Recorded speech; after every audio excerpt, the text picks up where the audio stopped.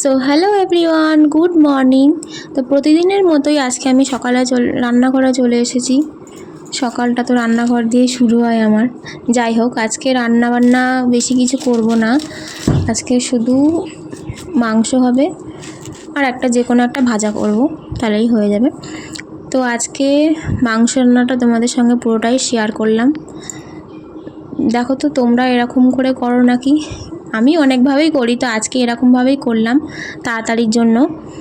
প্রথমে আমি মশলা কেটে নিয়েছি। দেখো, পেঁয়াজ, আদা, রসুন এসব সব মিক্সিতে দিয়েছি। মিক্সিতে এবার জিরে, ধনে, শুকনো লঙ্কা, গোটা মশলা সব দিয়ে এবারে আমি সেটাকে পেস্ট করব। তারপরে দেখো আলুও কেটে নিয়েছি। তারপরে পেঁয়াজ কুচিয়ে নিয়েছি। পেঁয়াজটা আমি ব্লেন্ডারে দিই না, কুচিয়েই দিই বরাবরই। তো তেজপাতা ফোড়ন দেবো। তো দেখো কড়াইতে তেল দেবো। তার মধ্যে কিন্তু আমার ভাত হয়ে যাচ্ছে। ভাত বসিয়েছি আর একটা ওভেনে। প্রথমে আলুগুলো ভেজে নেব। একটু লাল করে আলু ভাজলে কিন্তু ঝোলে দিলে টেস্ট হয় আলুর। তো আমি একটু লাল করেই ভাজবো আলুটা। লাল লাল ভাজা হয়ে গেছে, এবার তুলে নেব। তারপরে দিকে দেখো আমি এই ফাঁকে ভাতটাও নামিয়ে নিয়েছি। তারপরে ফোড়নে দিলাম তেজপাতা, গোটা জিরে দিয়ে এইবারে পেঁয়াজটাকে দিয়ে দেব।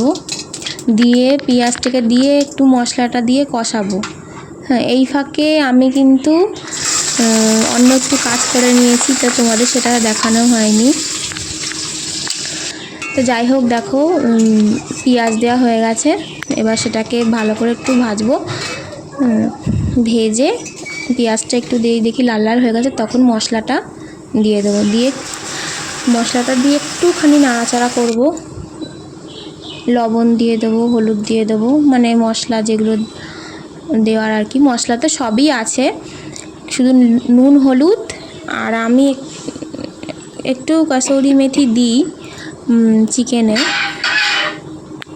তো একটু ভালো ফ্লেভার আসে সেটা। মিট মশলাটা আজকে ফুরিয়ে গেছে, তো মিট মশলাটা দেওয়া হলো না, তাই আজকে একটু কাসুরি মেথি দিই। প্রতি সময় যখন রান্না করি, তখন চিকেন রান্না করলে একটু কাসুরি মেথি আমি দিই, একটু ফ্লেভারটা ভালো আসে। দেখো মশলাটা দিয়ে একটু যখন তেল ছেড়ে যাবে, তখন আমি মাংসটা দিয়ে দেবো। তো দিয়ে এখন তেমন আর কোনো কিছু নেই, এখন খালি মাংসটাকে একটু কষতে হবে, ভালো করে নেড়ে কষতে হবে, আর একটু ঢাকা চাপা দিয়ে একটু মাঝে মাঝে নাড়তে হবে। এই এখন একটু কাজ রয়েছে, আর তেমন কিছু নেই। মাংসটা রেডি করে বসানোটাই হচ্ছে একটু ঝামেলা, তারপরে আর তেমন কোনো ঝামেলা নেই। এইবারে দেখো আলু দিয়ে দিলাম। আলু দিয়ে এবার আস্তে আস্তে করে, অল্প আছে ঢেকে একটু কষাবো।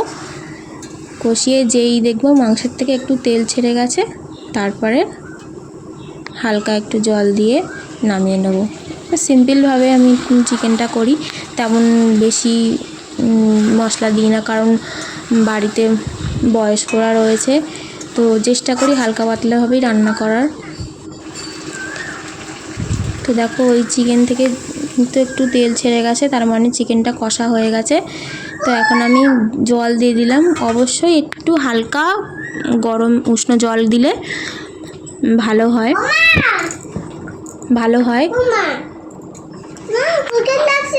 তারপরে দেখো অল্প জল দিয়ে নাড়াচাড়া করব। হ্যাঁ, তারপরে এটা চাপা দিয়ে হতে দেবো।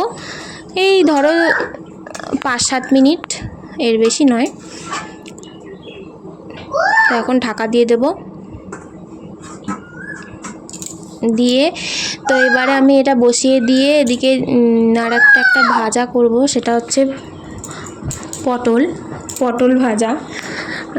তো পটল কিন্তু আমাদের বাড়িতে খুব একটা চলে না, পটল খেতেই তেমন একটা কেউ চায় না, কিন্তু আমার মাম্মাম খুব ভালোবাসে, সেই জন্য আমি করি। আর আজকে শুধু মাংসই হবে। তো দেখো কথা বলতে বলতে মাংস রান্নাও হয়ে গেছে কমপ্লিট, এবং নামিয়েও নিয়েছি। তো এরকম একটু ঝোলঝোলি রাখলাম। আর ফাঁকে পটল কাটা হয়ে গেছে। হ্যাঁ, এইবারে কড়াইতে দিয়ে দিলাম সাদা তেল, দিয়ে এবার পটলটা ছেড়ে দেব, দিয়ে এই একটু ভেজে নামিয়ে নেবো। এটা আর দেখানোর কিছু নেই, তাও